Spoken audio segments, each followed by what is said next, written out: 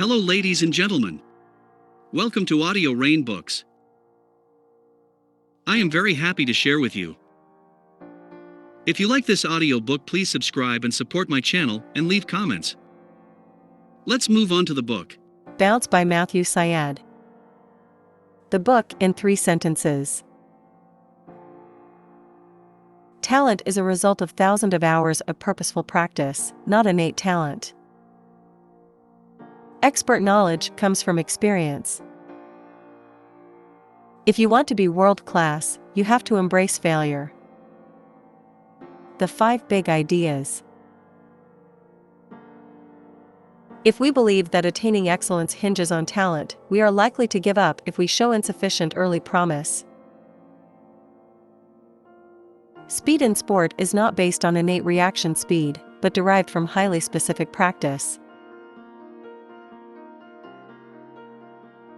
Talent cannot be taught in a classroom. It is not something you are born with, it must be lived and learned. To put it another way, it emerges through practice. Child prodigies do not have unusual genes, they have unusual upbringings. Purposeful practice is about striving for what is just out of reach and not quite making it. It is about grappling with tasks beyond current limitations and falling short again and again. Bounce Book Summary. If we believe that attaining excellence hinges on talent, we are likely to give up if we show insufficient early promise.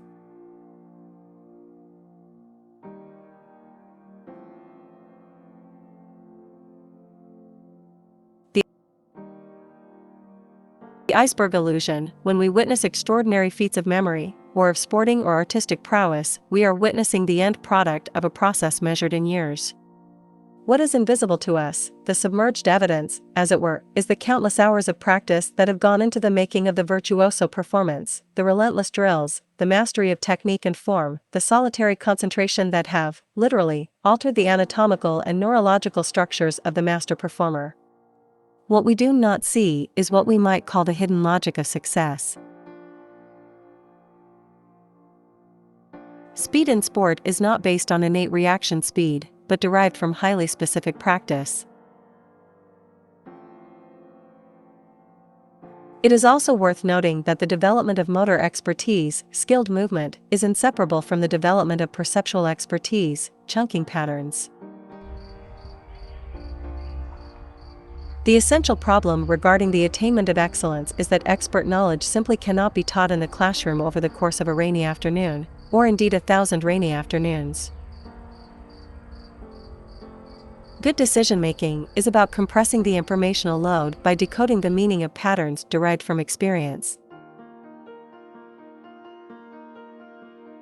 Talent cannot be taught in a classroom, it is not something you are born with, it must be lived and learned. To put it another way, it emerges through practice.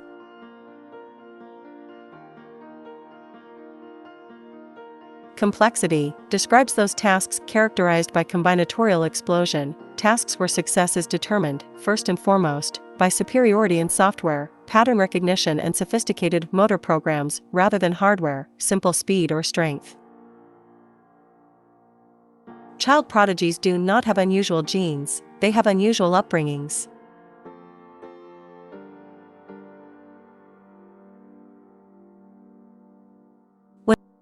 When most people practice, they focus on the things they can do effortlessly, Erickson has said. Expert practice is different.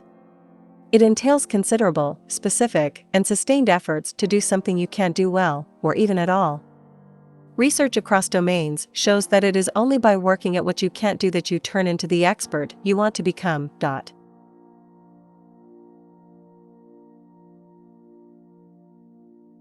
Every second of every minute of every hour, the goal of purposeful practice is to extend one's mind and body, to push oneself beyond the outer limits of one's capacities, to engage so deeply in the task that one leaves the training session, literally, a changed person.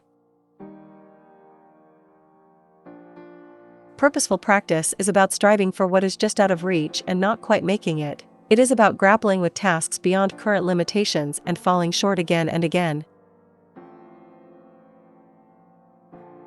Progress is built, in effect, upon the foundations of necessary failure. That is the essential paradox of expert performance. Futsal is a perfect example of how well-designed training can accelerate learning, how the knowledge that mediates any complex skill can be expanded and deepened at breathtaking speed with the right kind of practice.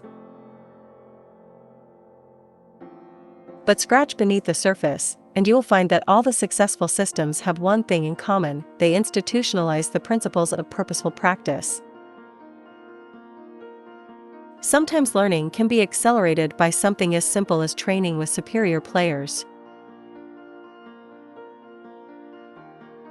The 10,000-hour rule, then, is inadequate as a predictor of excellence. What is required is 10,000 hours of purposeful practice.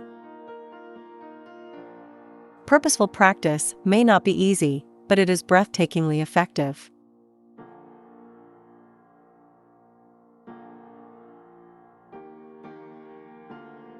But careful study has shown that creative innovation follows a very precise pattern. Like excellence itself, it emerges from the rigors of purposeful practice. It is the consequence of experts absorbing themselves for so long in their chosen field that they become, as it were, pregnant with creative energy. To put it another way, eureka moments are not lightning bolts from the blue, but tidal waves that erupt following deep immersion in an area of expertise. In a study of 66 poets by N. Wishbo of Carnegie Mellon University, more than 80% needed 10 years or more of sustained preparation before they started writing their most creative pieces. Feedback is, in effect, the rocket fuel that propels the acquisition of knowledge, and without it no amount of practice is going to get you there. In order to become the greatest basketball player of all time, you have to embrace failure. Excellence is about striving for what is just out of reach and not quite making it. It is about grappling with tasks beyond current limitations and falling short again and again.